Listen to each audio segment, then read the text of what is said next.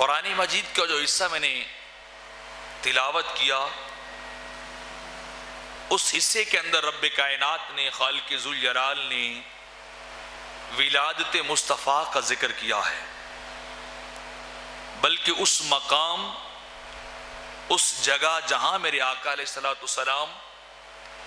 پیدا ہوئے، اس شہر کی رب کائنات نے قسم بھی اٹھائی ہے۔ شروع سے ہی اہل محبت اور اہل عشق کا یہ طریق اور یہ معمول رہا ہے کہ وہ ہر سال ہمیشہ آقا علیہ السلام کے میلاد پاک کی محافل کو شروع سے مناتے آ رہے ہیں۔ آقا علیہ السلام کے تذکرے، آپ کے شمائل، آپ کے خصائص، آپ کے معجزات،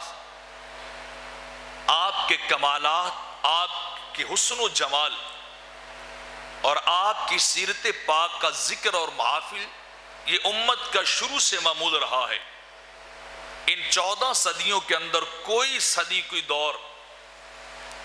ایسا نہیں گزرا کہ جس دور یا صدی کے اندر اہل ایمان نے آقا علیہ السلام کا میلاد نہ منایا ہو، آقا علیہ السلام کا ذکر خیر نہ کیا ہو، آقا علیہ السلام کے کمالات کا تذکرہ نہ کیا ہو،